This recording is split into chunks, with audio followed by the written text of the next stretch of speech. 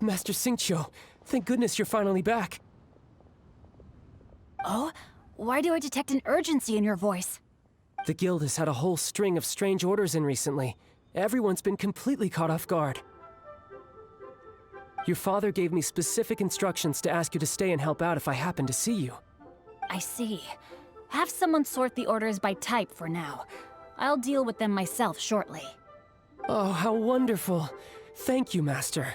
With you on the job, I can breathe a sigh of relief. Hey, Xingqiu! Glad you're here. We want to ask you for some information. Traveler, Paimon, please wait a moment. Shu, I need to entertain some guests.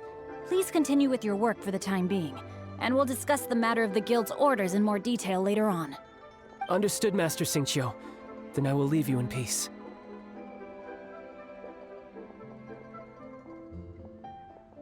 I wasn't counting on finding you here today. What's going on? And how, pray tell, may I be of service? Xingqiu, have you ever heard of Sunset Vermilionite? Oh, I see. So you've entered Lady Ningguang's contest as well. As well? Do you mean... The truth is, the Feiyun Commerce Guild is in possession of some Sunset Vermilionite, but only one piece. We are holding it on behalf of someone who has asked us to put it up for auction, and a lot of interested parties have already come to us inquiring about the price. At the end of the day, it all comes down to supply and demand. In this case, I'm guessing the final transaction price may be in excess of 500 million mora. 500 million?! Honestly, I would recommend that you don't bother bidding on this one. The price is greatly inflated, and it's just not worth it. But without any Sunset Vermilionite... Don't panic. I don't suppose you ever heard of Sea Gazer? Who? Oh, Sea Gazer was once very close to Mountain Shaper, but if I am not mistaken, he has already passed away. Yes, precisely. I didn't know anyone else knew about him.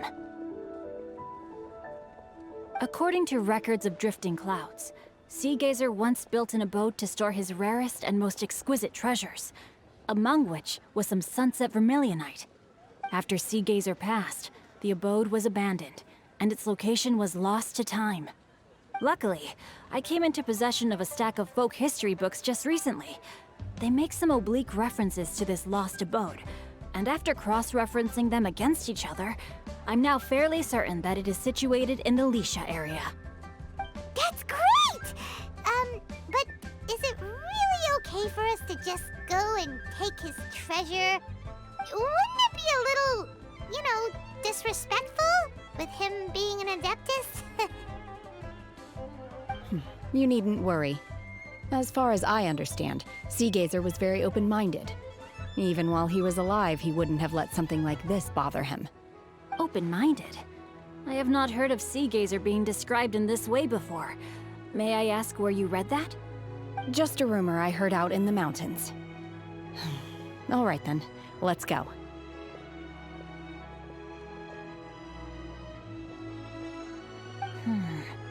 There's something about this young lady that reminds me of a good friend of mine. Oh, I almost forgot. Adepti abodes tend to have very ingenious designs, especially when it comes to their defense mechanisms. Plus, it's likely to be crawling with monsters after being abandoned for so long. So please, be very careful. Okay, we will be. Thanks, Xingqiu.